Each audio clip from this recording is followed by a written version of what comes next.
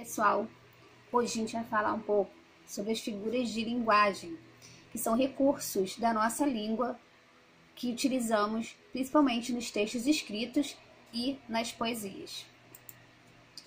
Então, figuras de linguagem são recursos do nosso idioma para tornar as mensagens que emitimos mais expressivas ou significativas.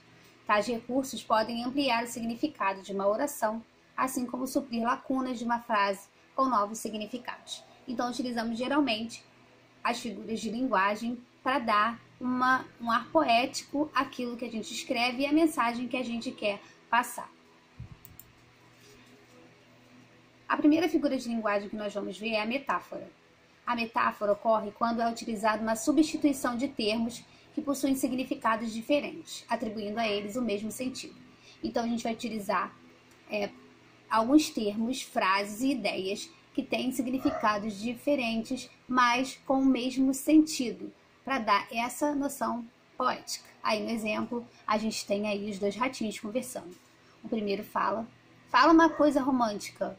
O outro diz: meu amor é uma caravana de rosas vagando num deserto inefável de paixão. Uau, agora traduz. Aí você está querendo demais. Então, é a ideia que está implícita naquilo que a gente quer transmitir. A comparação. Ao contrário da metáfora, neste caso são utilizados conectivos de comparação, como, assim, tal qual. A comparação, embora seja muito parecida com a metáfora, ela se utiliza desses conectivos comparativos. Então, a gente percebe realmente que está se comparando uma coisa com outra. Aí, nesse exemplo, usando a linguagem dele. Acorda, Armando, você não sabe que o amor é como uma flor? Se não for regada e bem cuidada, ela murcha e morre? Hã? O amor é como o motor do carro, Armando. Se você não trocar o óleo e não cuidar da mecânica, uma hora ele não funciona mais. Ah, entendi. Então, utiliza aí o comparativo, conectivo comparativo como, né? O amor é como uma flor. O amor é como o motor de um carro. Esse conectivo dá a ideia de comparação. Hipérbole. A hipérbole corresponde ao exagero intencional na expressão. Então, nós utilizamos palavras que dão um exagero naquilo que a gente está falando. Aí está aí a charge. Tô ficando atoladinha. Viu como eu canto bem? Aham. Aposto que Elis Regina está morrendo de inveja. Eu sou sinistro. Então, está morrendo de inveja, está morrendo de sede, está morrendo de fome. É um caso bem clássico de hipérbole. Personificação ou prosopopeia é a atribuição de qualidades e sentimentos humanos a seres irracionais. Então, é quando a gente utiliza algumas características que são próprias dos seres humanos e dá essas características a seres que não são humanos. Quando a gente diz que o rio corre para o mar, por exemplo, a gente está dando uma característica que é humana, que é correr, para o mar, que não é um ser humano. Aí, no exemplo, tá se olhando no espelho, Zé Lelé? Eu não, ele que está me olhando. Então, o espelho, ele não olha. Então, está dando essa característica de olhar a um ser que não tem essa característica. Paradoxo.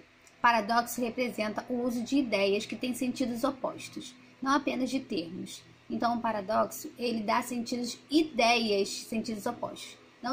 Não necessariamente palavras de sentidos opostos, como os antônimos, mas utiliza sentidos contrários para dar essa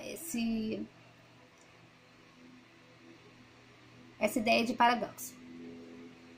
Aí está a charge. Toda certeza é relativa. Tem certeza, professor? Absoluta. Então, relativa e absoluta, ideias de sentidos contrários. Antítese. A antítese é o uso de termos que têm sentidos opostos. Contrário do paradoxo, as antíteses realmente são palavras antônimas. Frio e calor, dia e noite, claro e escuro, alto e baixo, são palavras antitéticas que nós utilizamos nas antíteses. E aí tem o nosso exemplo. Sabe, Adão, tudo precisa de um contraponto. Para existir um positivo, tem de haver um negativo. Para existir tem que existir um menos um. Sem o mal, não seríamos como o bem. O que seria da paz sem a guerra? O que seria do John sem o Yoko? Opa! Então aí a gente vê as antíteses, né? Ponto, contraponto, positivo e negativo, um e menos um, mal e bem, paz e guerra. Isso são palavras antitéticas que dão essa ideia de sentidos opostos. Essas são apenas algumas das figuras de linguagem que nós vamos ver nesse vídeo. Até a próxima!